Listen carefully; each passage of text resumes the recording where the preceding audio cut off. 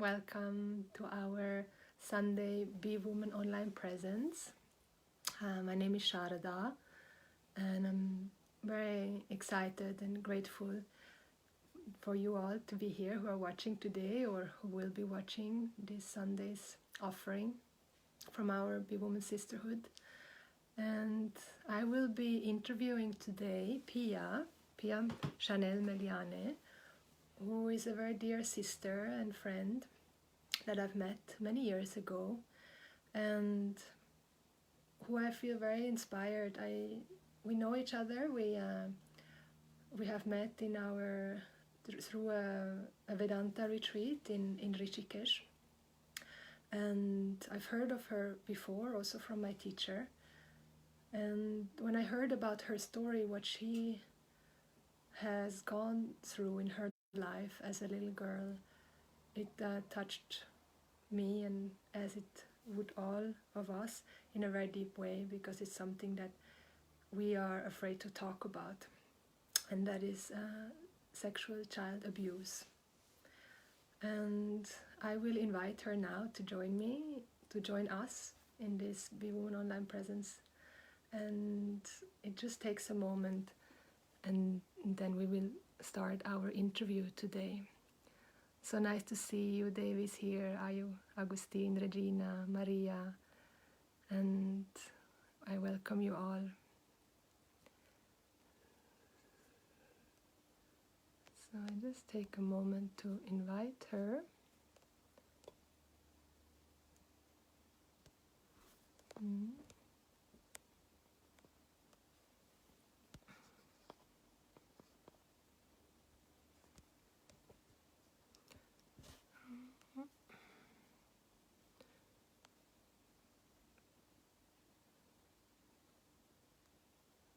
So as soon as Pia, now I see Pia, welcome, and I will invite you to join me here live. It will just take a moment. Hello. Here you are. Welcome. Oh, hello everyone. I'm so glad it's. Yeah, it's lovely to get the opportunity to talk about something very, very important. Yeah.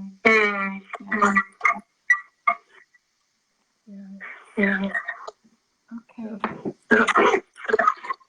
Is the sound okay? On your side? Yes, it's a little bit of the echo. Yeah. So, yeah. I don't know why that is happening, but I can hear you fine. Yeah. Okay. Yeah. Yeah, we'll try. Hear myself here. You can hear yourself. Yes. Good. Yeah. And I can hear you. Okay. Great. And David, Yeah. who are watching, can you give a little note to tell us how it is for you? Let's see.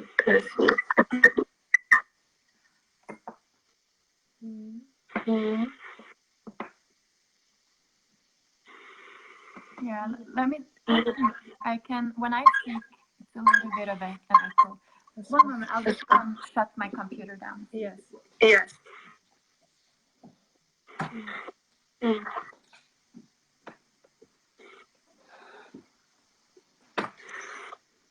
Okay. Did that work? Yeah. There's a lot of echo from my side. Is this better? Thank you, David, for feedback. Yes. Now it seems better. It does. Okay. So Yeah. that's how we start. I wanted to introduce you. Thank you. Yeah. So I met you many years ago in Rishikesh, actually. Yes. At one of our teachers from Dayananda's retreat. Yes, we have the same path with the love of Advaita Vedanta and the teachings. So yes. Yeah. So yeah, I can tell a little bit about myself and my background. So, you know, I don't know where to start really with this conversation. Where do we begin? It's I can start at the beginning with my journey. So when I was around 1 year, I came to a foster home in Norway because my mother could not take care of me. So I was placed in this foster home by the state. And in this foster home, I grew up with sexual abuse as a child. So all the way from around 4 years old until I was 11-ish. But I lived in this home until I was 16 years old. So I grew up basically my whole childhood. I don't remember a lot from my childhood. It's more like a big black hole in many ways. So it's when you go through sexual abuse as a child, you really, it really takes away your childhood. It really, I have one teacher, he explains it in a way, he said it shatters the soul. It's it's the deepest insult as a soul that you can actually experience. One of them, yeah. So I grew up there, and I lived a very, very, dark childhood in many ways.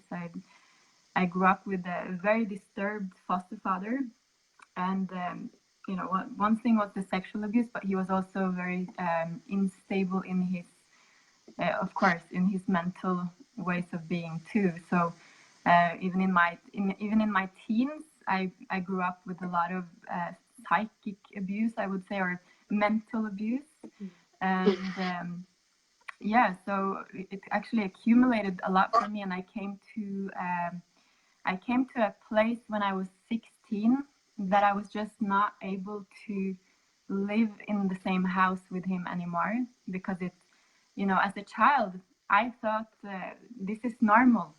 This is for children of sexual abuse.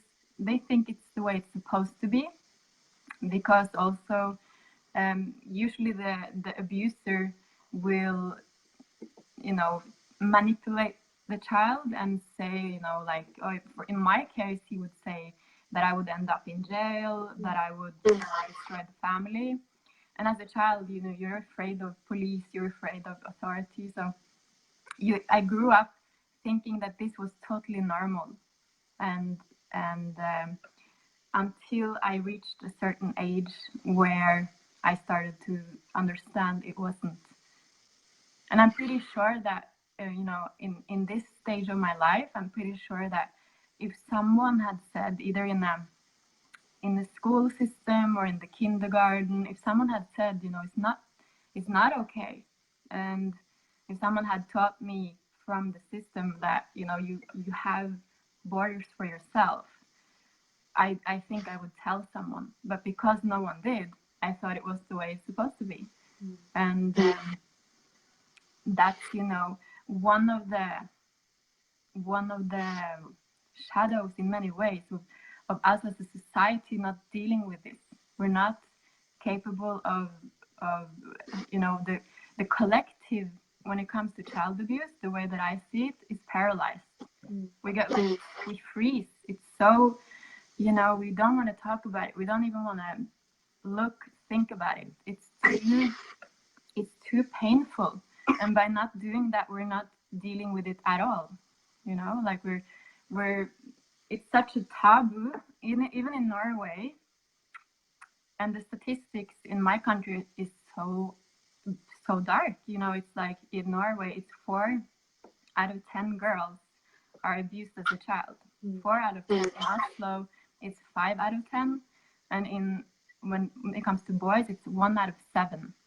That's very, very big numbers, and it's not special for Norway. So where did we as a society go wrong? It's like we're not addressing this, and I'm very passionate about addressing it because I'm not afraid of talking about it. I'm done not talking about it. It's too it's time, you know, as we have a collective responsibility to talk about it, and we have it needs a dialogue to be cleared out. And I'm really happy because in Norway the last years, it's coming up more and more cases about it. So it's like slowly people are actually daring to talk more about it, which is really necessary and important. So when was the moment? One sec, I will try to put back my headphones and see if it goes better with that. Yeah.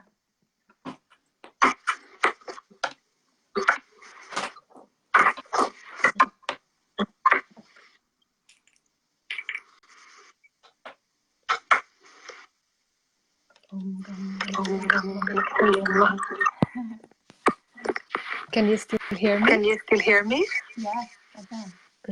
That's better. I still hear the echo, but I will just ask questions and you will mainly talk.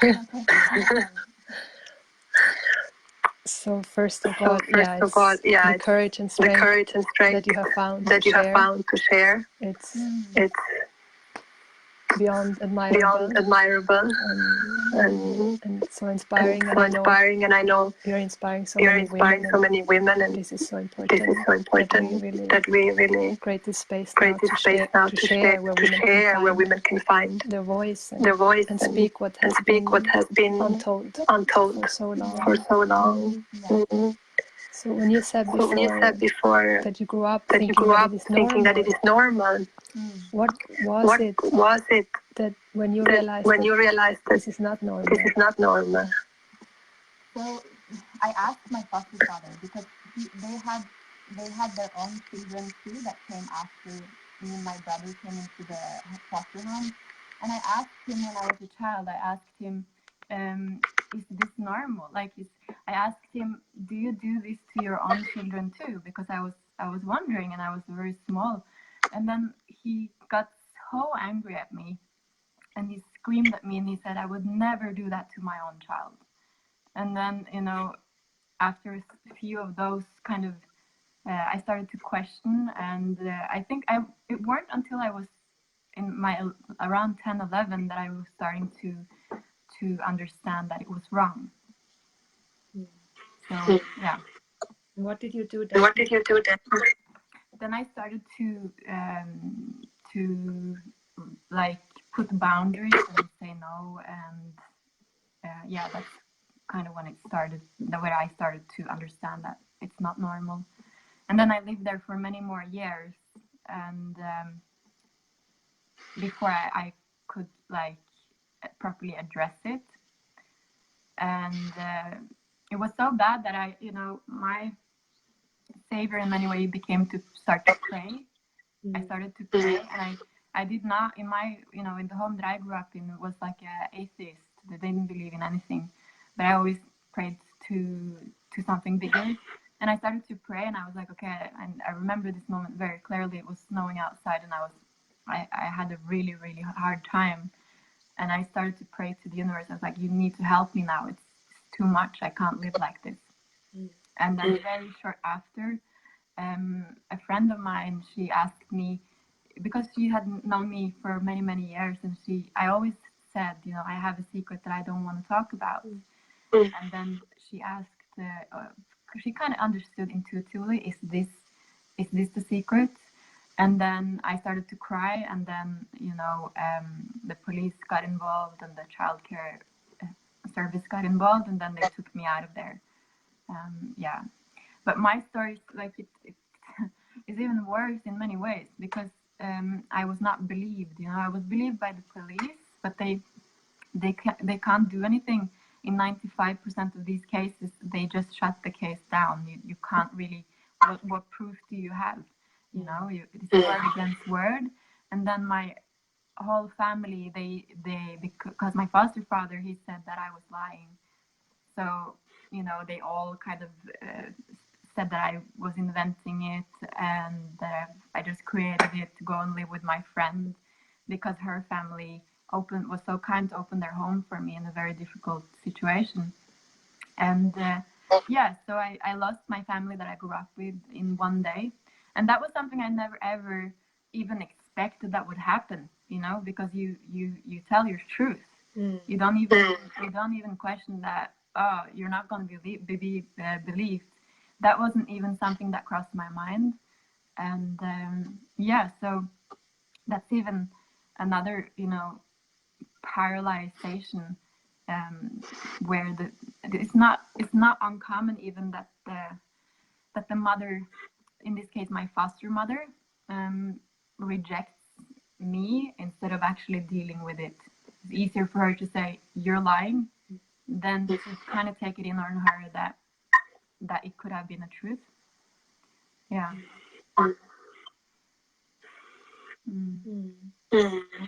So when you were there, with the family of your friends, what did you say?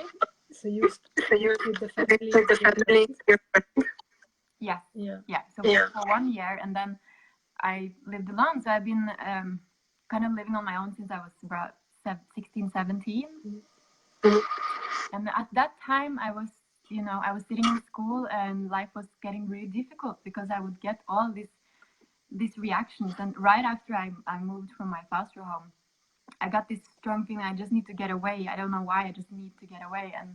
And we went on a holiday to Greece, and the way my body responded in that time is very interesting. I would get a new disease every day. Like I would get a breakout, I would get a like fever, I would get like all these different things. My body was just constantly reacting, and that intuitive feeling to I need to get away and away from the city that I grew up in, and my body was in this kind of like shock, from trauma, and it was a deep need of cleansing. And in that time before that happened, I would even get these heart flimmers where I would just pass out. So shortly after this, I followed my heart guiding, and I quit school, which was like not popular at all. And I quit school to find a teacher, because I was reading about Buddhism in a book, and it inspired me so much. I wanted to go and find a teacher, and that became the start of my healing journey. So that was when I was 18. I went to Bali, and the biggest part of my healing journey was finding people who would see me as full and complete. Because at that time, and I think that's when you get taken into the states system, which I was in the start, like psychologists, and you feel like there's something really wrong with you. You feel like you're damaged, you need to be fixed, and this way of viewing is like it was actually damaging me more. In that state, I just needed to let the healing occur, because of course there is a healing that needs to take place, but it was so crucial for me to find the right people, and the universe really put me in contact with the most incredible healers.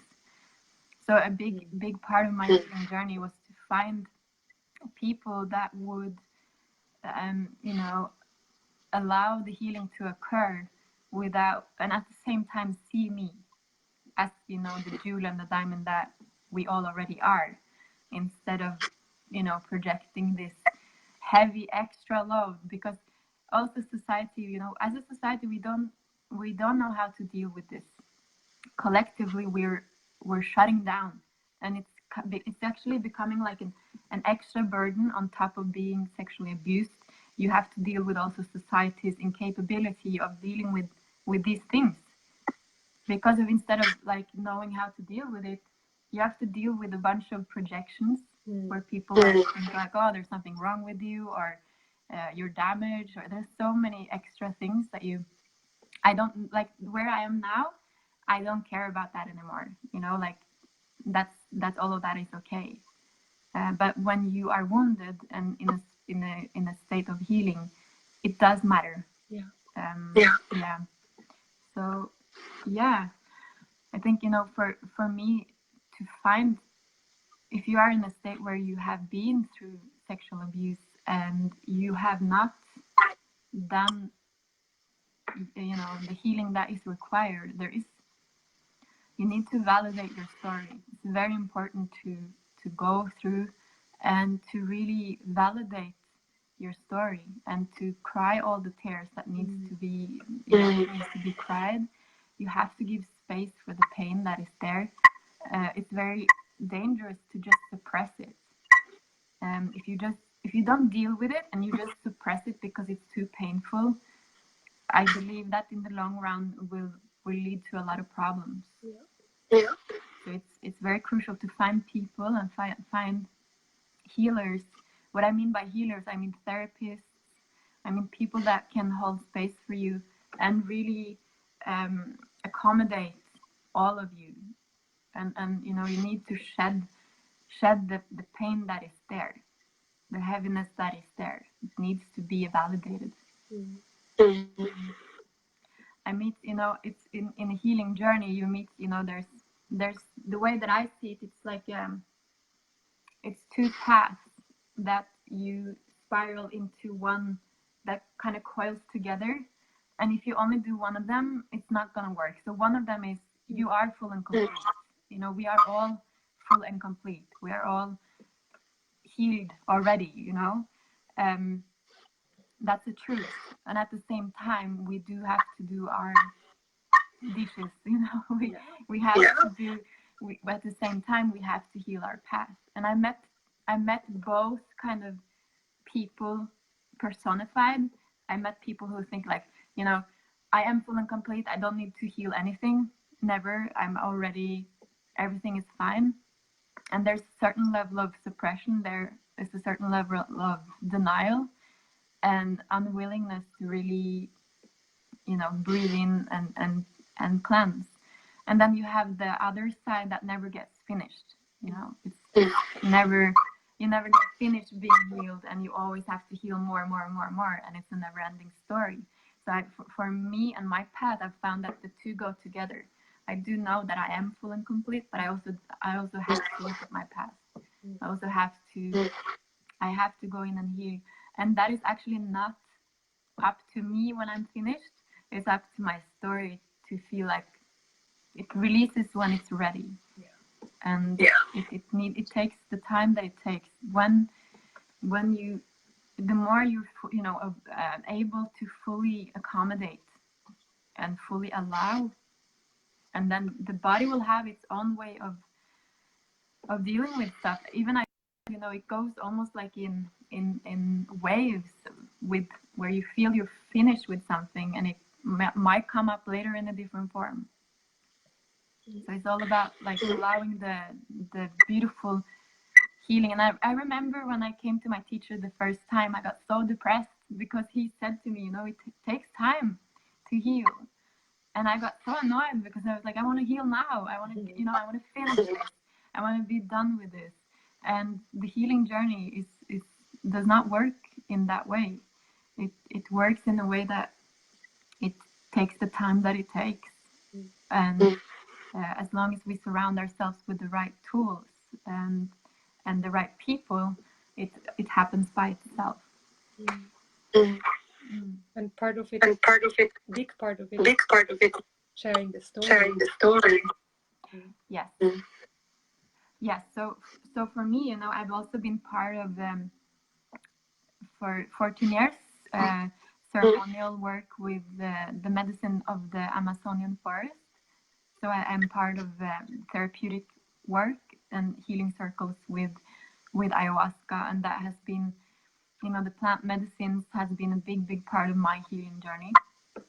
In which way? What has it done for you?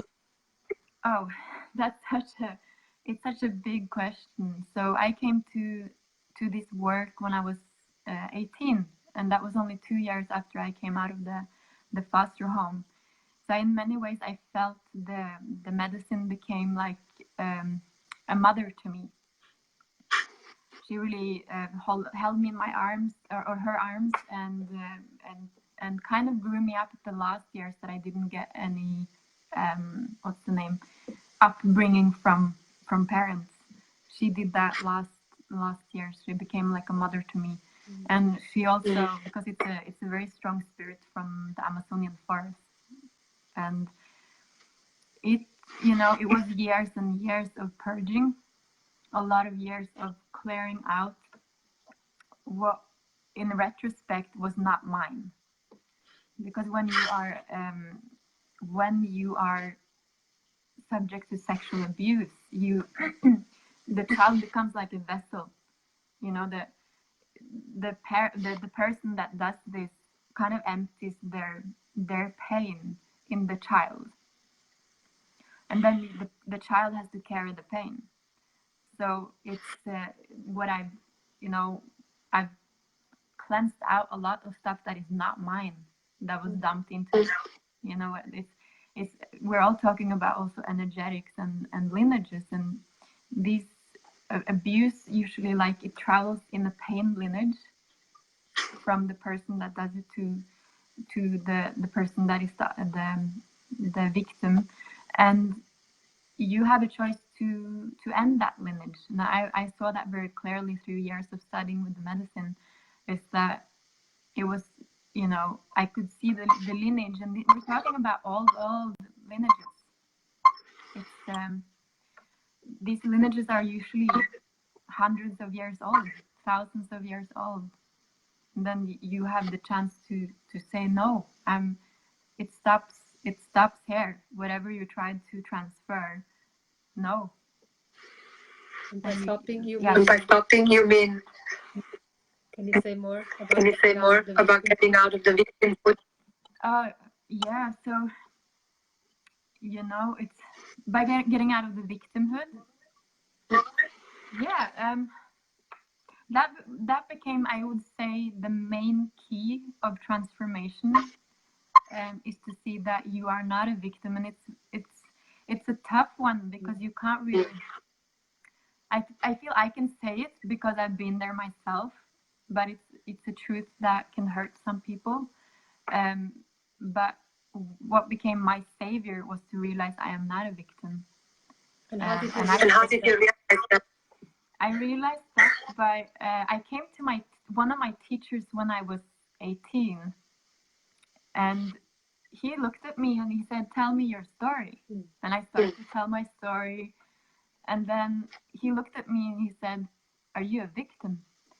And then I just realized, like, no, I don't want to be a victim. And he really placed that, like, brick, the foundation in me, that I'm not going to be the victim.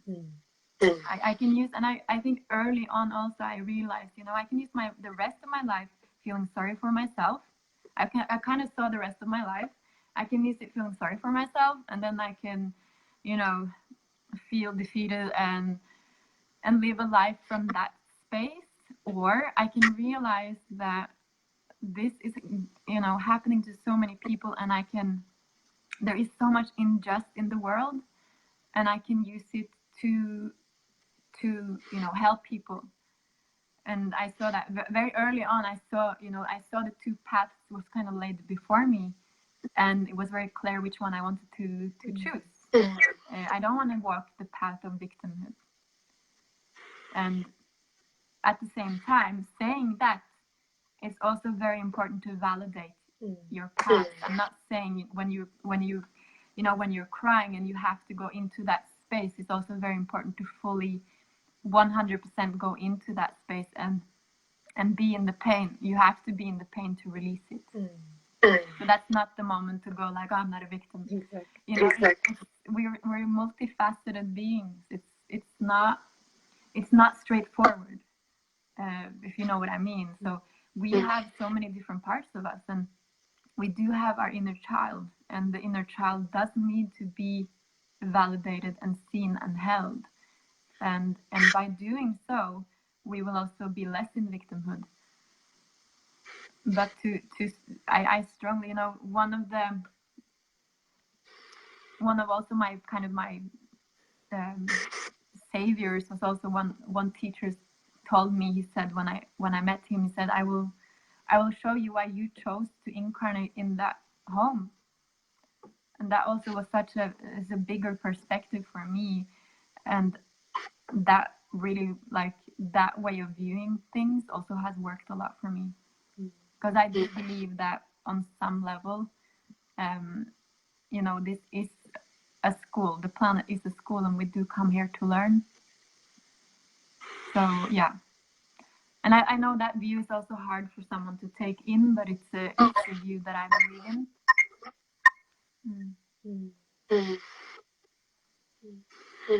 And I don't know, you know, I would never ever want to go through my childhood again, but I also don't know who I would be if I didn't go through that. I would not have that level of empathy or be able to see people the way that I do. You know, so it all has a function at the end. Like, you know, the journey is very the place I'm now in my journey is like, I no longer relate to my story, and you cannot go into that space until it's fully healed. I'm talking about hundreds of hours of, I've done so much healing work, and you can't go into the space of fully releasing the story until you've gone through it, until you owned it. And then it becomes, you know, one day it's kind of time to close that chapter. And it's not only a chapter, it's a book. You close that book and you open a new book. And I don't relate to my childhood like you know, it's a closed chapter. I don't get it, like, I don't have the same triggers that I had in the start. I had a lot of triggers, you know, a lot of crying and a lot of emotional stuff from nowhere. And this is why I also can talk so freely about it now. I believe that if you're not able to talk about it freely, you're not fully healed.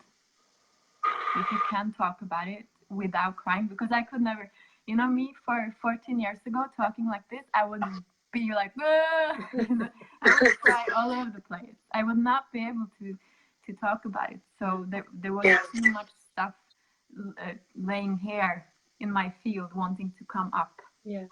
So you're so right, and your work too is so important and so beautiful for people to be seen, and that's maybe the most important thing, to actually have someone that hears you and listens and see you.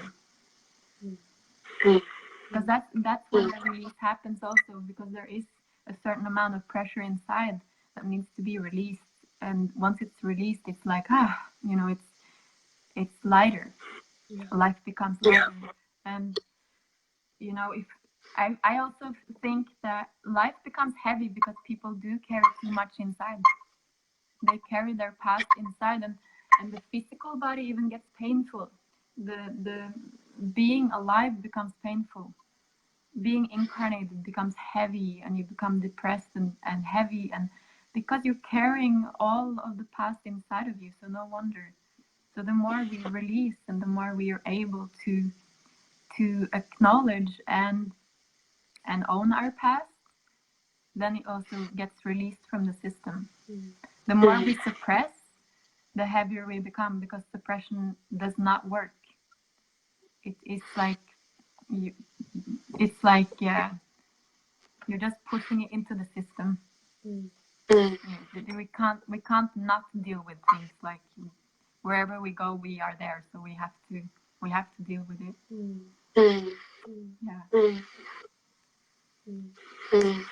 You're so wonderful.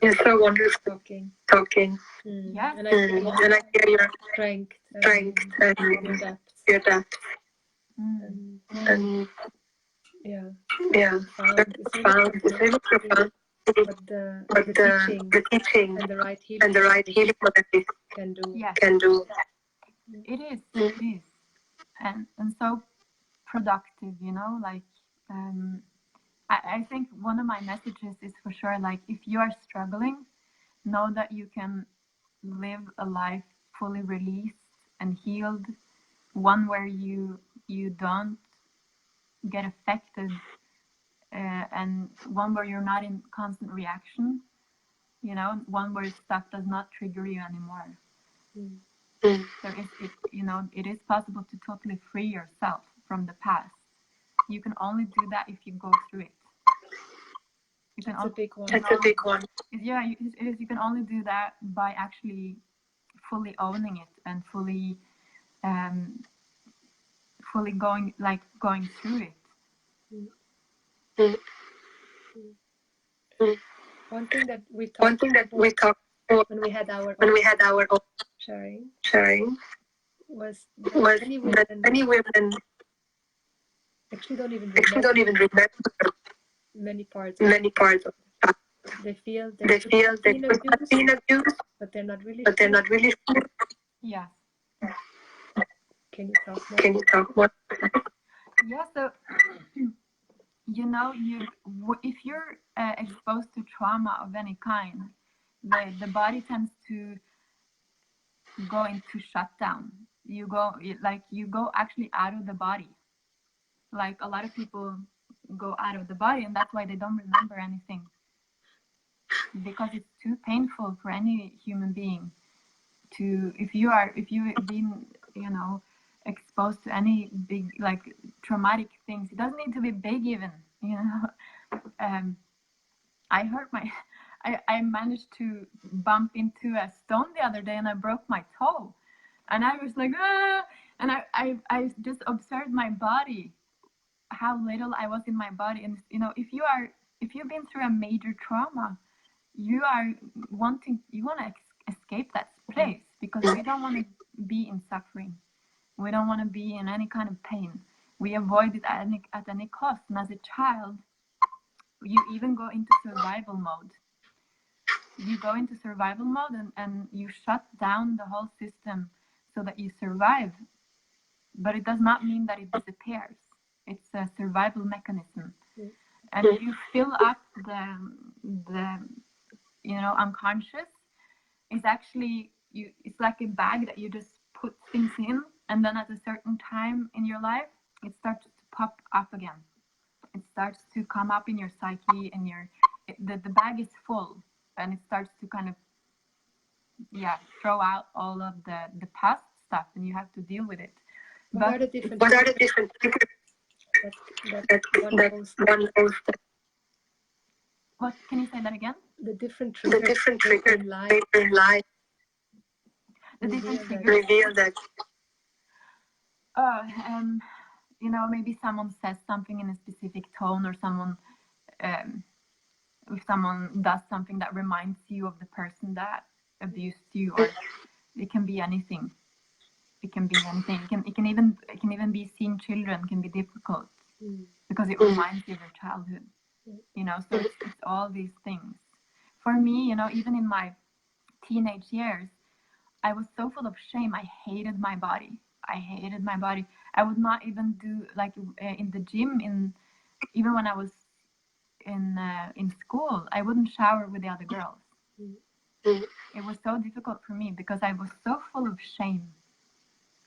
And that's a whole other subject. It's the shame, feeling, like going through something like that, feeling full of shame. And it's important in that case to place both the shame and the blame where it belongs, and that is on the person who did this to you. It is not yours to carry. So to blame it where place it where it belongs. And in my situation, I also been blessed of walking the path of the Vedic teachings also. So I believe blaming the one who started it all, the universal teacher, more than anything. If you want to blame someone, you can blame God. And that has been a big thing for me too, to be able to actually place the blame somewhere. We need to have an outlet of our frustration and just blame the one who created it all.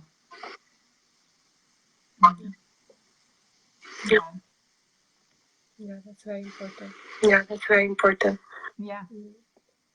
And that's where the Vedic teaching has helped. Like you said, the Vedic teaching that has helped so in understanding. Yes. The Vedic teachings and just understanding the bigger picture to existence in itself. Like for me, that the Vedic teachings is like the you know, so much makes sense to me when I'm studying the Vedic teachings, and that became a savior for me too. That there's something bigger running all of this, and yeah. Mm. And then a big part of the journey is also forgiveness. You know, forgiving. Like in my case with my foster father, I never ever remember him smiling. I never remember him laughing, and I can imagine what a horrible life he must have had. And yeah, it's the forgiveness part is the last part, and it's a hard one. It's tricky, I know. It's to forgive someone that hurt you so much. But it's also where liberation lays. It's also where you can totally free yourself from the grip of the past. You're fully able to some extent. You don't need to be fully able to, but to some extent, forgive their ignorance. Forgive the lineage of pain that they come from. Yeah. And seeing the broader picture. So for me, you know, I feel, and this was actually, even as a child, I remember thinking this, that, you know, it's really horrible. It's really sad that I am around to receive that horribleness, you know. But I could also detach to some level from it, you know, like, and I know that's again, it can be tough for someone, and it's important to not do it as a way of again suppressing, because I'm not talking about suppressing, that's something else, but a certain amount of detachment. I don't relate to my story anymore. It's a story. It's one story out of billions of stories, and there is many very, very sad stories out there. But to come to that point, we need to heal. So we can only come to that space if we do our healing work. If we cry all the tears that wants to come, and if we are angry, you allow yourself to be angry. When we are very mature with our feelings, and when we allow the outlet, that's when we can fully be released of the past. And that's part of your framework. What did you say? It's part of my offering to support that. For sure, and to, you know, to allow more, I guess, to allow more, and especially also our emotional being, and allow our emotional being to get released, but don't let your emotional being run the show. It's two different things. So yeah.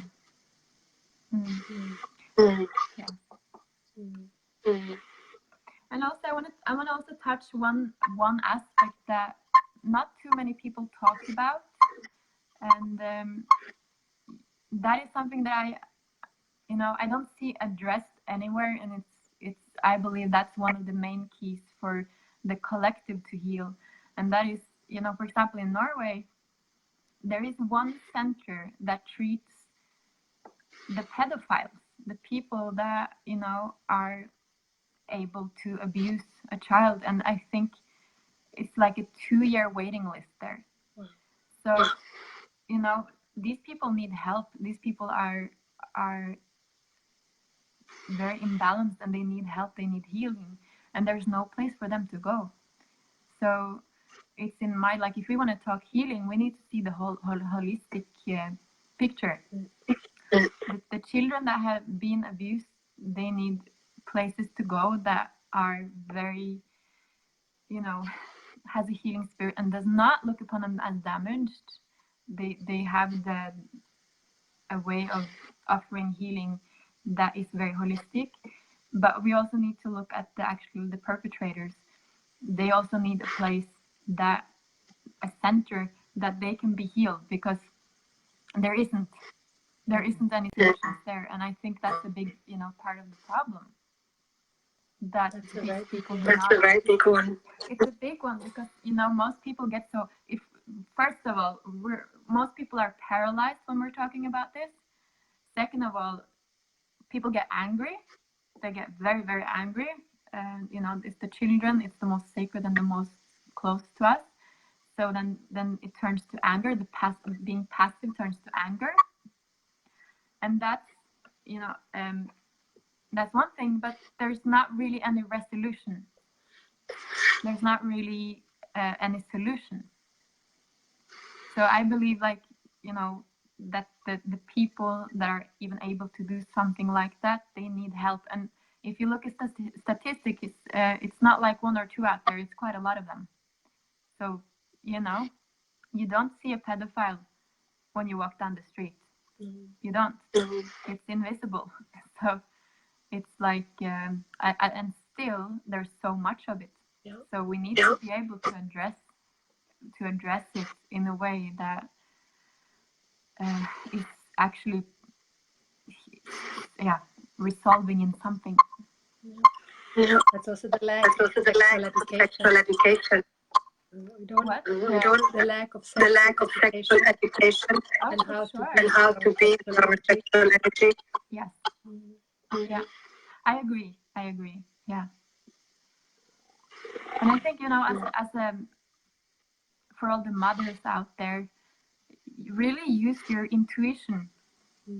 And don't get scared, but you know, like if you look at a lion mother, she's fierce, she's protective, she's like a Durga mother. She does not like let the children just wander off into the wild alone. She's protective. And I think, you know, like I have one teacher, he said to me, you know, it's a mother's job to be a watchdog over the family. And I think that's so important. If you as a mother get a bad feeling about someone, or you feel like, oh, I just don't want my child to sleep over there, you don't let them, because this is the way we as women also function on an intuitive level. We have this very strong sense of what feels right and what does not, and it's really important that you go with that feeling. If something feels off, it's probably because it's off. And if you have that feeling coming up, don't resonate with your head like, oh, I'm probably just overreactive, or I'm probably just, you know, being negative. Or the first feeling you get is usually the right one. The deep belly wisdom and the intuitive feeling. So, you know, to be honest with you, I would be very careful with where my child was sleeping over, or I would be careful with that. I'm so glad you put it up. Yeah, because it's like we're kind of taught to, you know, don't be paranoid, or don't be this, or don't be that. But I believe, you know, you have to use your intuitive. It's your job as a mother to use your intuitive faculties. Yeah. And yeah, that's what we are equipped with from nature. Yeah. From the predators. Talk with the kids about these things. That's such an important thing. Have a dialogue also. And not like we have to come to some kind of peace inside, to not be so afraid, not project fear all the time, because I think that's the reason why a lot of people don't talk to their children, because I'm afraid that I'm, you know, scaring them. Or you can empower your children to learn to respect their bodies, to learn to put borders, healthy borders. Exactly. Yeah, and obviously it's a need for it. So don't, you know what I mean? It's like it's not extreme. It's necessary. It's necessary. Yeah. I saw it. How many Jews you share. Yeah, it's, you know, like for me, this is one of my life's main studies, how to really free yourself from the grip of the past. And it's almost like I almost look upon it as a science. in many ways. It's a specific formula that you follow to release those those grips. Yeah. So wonderful. Yes, it's beautiful, and the healing journey is a beautiful journey. Yeah. You know, Yeah. it is a beautiful journey. Coming home to yourself fully. Yeah. It's a beautiful journey. And I just want to touch also on sexuality, because that is one of the things that I had, like, you know, I know a lot of people who have been through sexual abuse will have some issues with their sexuality, but that's actually one of the things that I decided to very early on to take back. I was like, you know, you took away my whole childhood. I'm not letting you take even a day more of my grown-up life. And that was a decision and a choice that I fully, like, it's enough, you know. You're not allowed. I'm not allowing you, because I have the power to allow that or not. I'm not allowing you to take more. You took enough from me. And then you put down the border, and you claim your sexuality back, because your sexuality is one of your most sacred things. And it was very clear to me very early on that that's one thing I'm not letting him take away from me. So yeah, it's So what did you do? So what did you do? I did exactly what I said now. I just firmly said no. No, enough. It's enough. It's enough. It's enough suffering. I'm not, and that's so beautiful, because I am the one that decides that. But as you a mean victim. like But you mean like to cover pleasure again? cover pleasure again? Yes. Oh, for sure. And also to not let that energy enter my sacred sexuality. I think that is very difficult. I think that is very difficult. I can imagine. I can imagine. It's difficult, but it's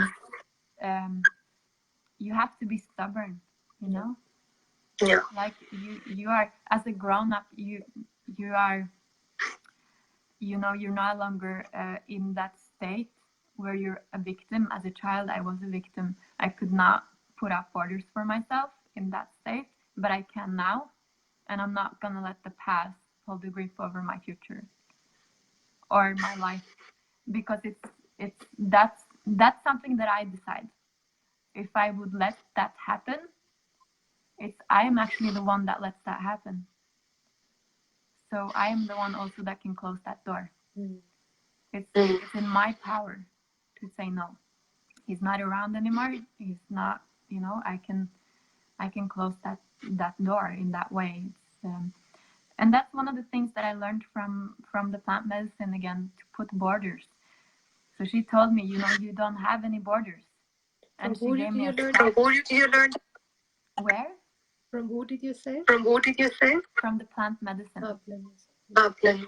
Yeah, she gave me a scalpel as a symbol, and she said borders. It was like cutting down into flesh. She said borders are very, very clear and sharp, but they are not hard. And there's a difference in that. You do not need to be, here's my borders, and you know, you don't have to be that, because when you know your borders are very clear. As long as you were, and she taught me this because she said you don't have any borders because you were violated. So if you've been violated, you don't have that support and that border system. So I had to learn that. She taught me that. I had to learn to set borders. I have to learn to say no. I have to learn to be very clear where my comfort zone is and not. And that is only done through clarity. The borders should be very, very clear, and not, if they're not, people will not see them, and then they will violate them. So you have to be very clear about your borders. Yeah.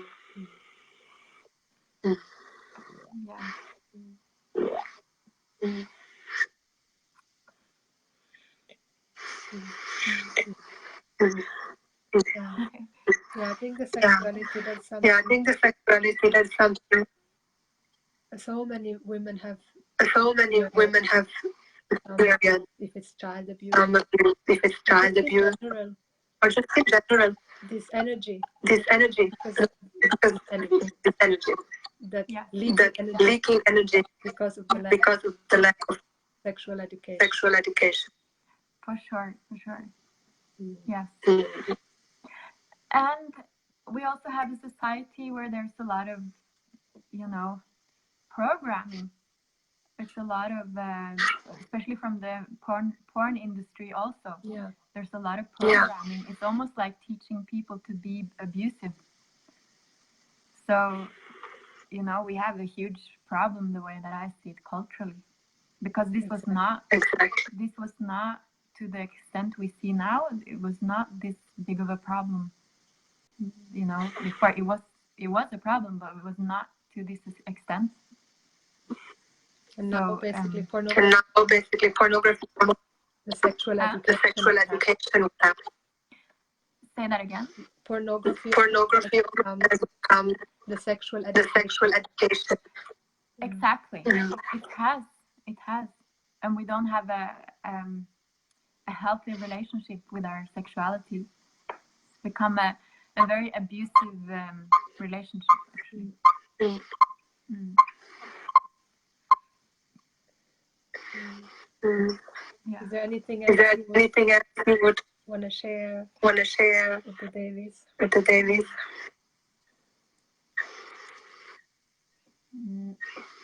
Just that if you have friends that have been through something like this, maybe just reach out to them and just say that if they ever want to talk, that you're there for them, and that you will, and be like, listen with 2 ears and just be receptive, and don't be afraid. Don't be afraid of talking about this. Don't be afraid of talking about your story if this has happened to you. There's nothing wrong with you. If you've been through this, there's nothing wrong with you. It's the person that did this you can blame, and just really we need to heal each other, and just by making yourself more available, we can help each other heal. And what I see, a lot of people have almost like they can't even listen to each other because they're so full of so much pain in themselves. But the more you heal, the more you're available to actually take other people in and listen and just be receptive and activate what deep listening. And just that's very healing in itself. If you can activate deep listening around people who need to be listened to, and just give them your full attention, your full presence, and that's it. That's where the pain gets kind of taken out of the wound. Because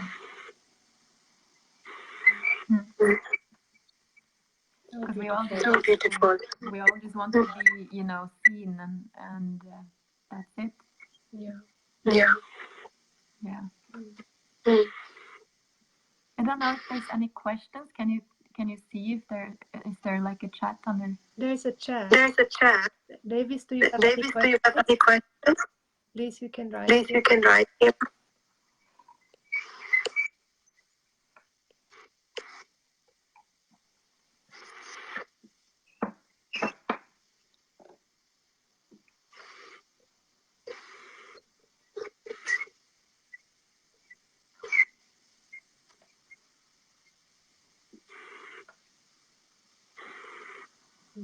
Mm.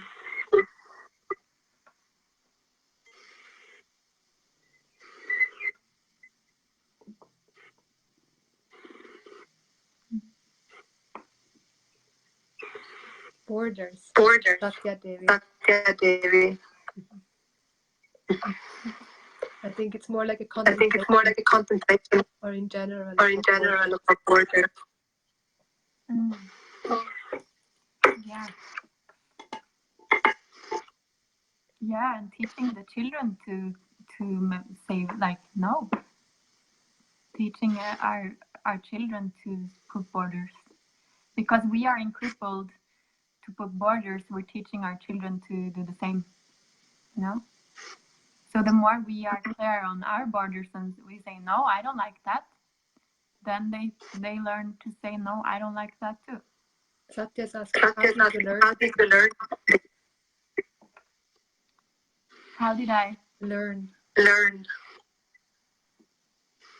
How I learned? What like in general? What I'm talking about? About your border. That's something, you know, that I learned in the plant medicine ceremonies, and then you get kind of everything is very specific to you, to where you are in your life. Every ceremony is kind of tailor-made for you. So now in the circle, you will never ever have anyone going through the same thing. You will get exactly what you need to focus on. And in my case, it was, you know, in that specific journey, it was to learn to put up borders. And then you will come home, and then the universe will kind of come in and teach you different ways. For example, by a friend being overly bulldozing that week, and then you have to, you know, you get tested, and then okay, you work with it, and you have to practice, and in that practice time, because you're not used to putting up borders, usually you will have a really huge backlash in the first time you're kind of training a muscle you're not used to using, and because it's not very strong, it's kind of weak, you will have a huge confrontation or something that a person will violate you in some way that week, and then you get trained like to put clearer and clearer borders. It sounds very maybe far out for some, but this is how it's been for me, because one of my paths is the plant medicine path, and yeah. So you just have to, you know, practice and play with it, and play with, okay, this feels good for me, and this does not feel good for me. But I think it's important to, when you train anything, like, not, you're kind of like you're a beginner, you know, so be patient, and then don't be too hard against your environment either, because sometimes it can come out, okay, so if you never put borders up in your life and you're gonna start, and it's like you put borders everywhere because you just want to make a point, and you don't want to do that because you can scare people away if you do that too hard. So you don't, you know, it's all about clarity and not being hard. It's been my lesson in that. Yeah. Yeah, borders. Borders is a big topic. Huh? Border is a big topic. Border is a big topic, and just remember, if you're a yes person, you're like yes, you always say yes. Remember that sometimes when you say no to the people around you, you're saying yes to yourself. It's still a yes. So if you're like, you know, you have to be able to say yes to yourself as much as you say yes to the outer world. So saying no is internally saying yes sometimes. Yeah. Yeah.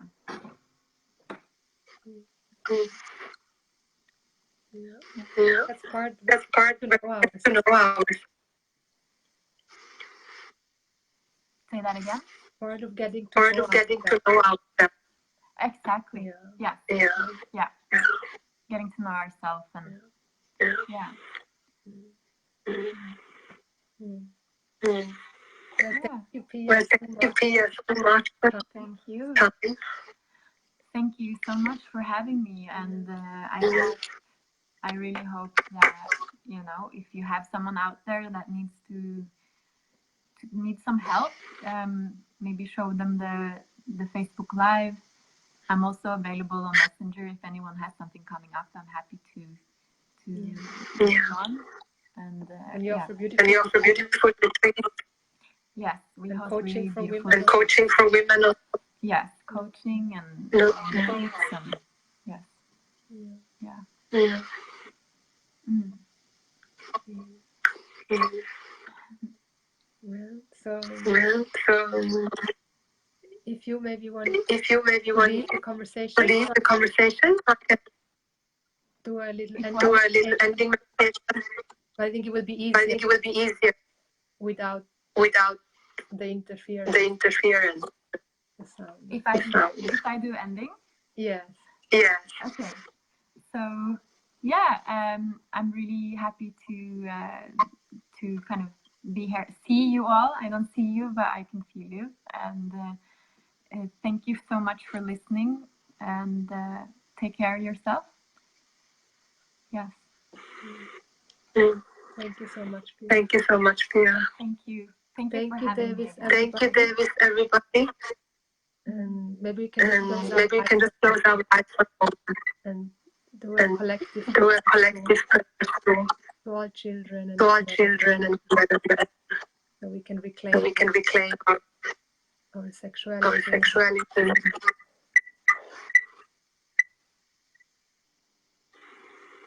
discover the discover the courage and strength courage and strength to share our to share our stories.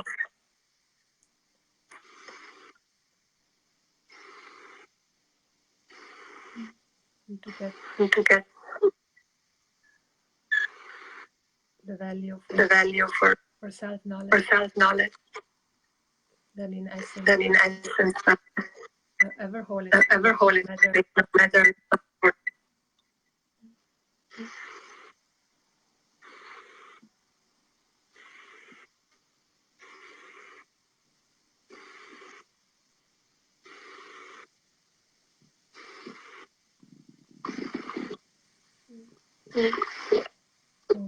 Oh, Mm. Thank you, Sharada. thank you so much. Thank you so much. Thank you, everybody. Thank you, everybody. Mm. Oh.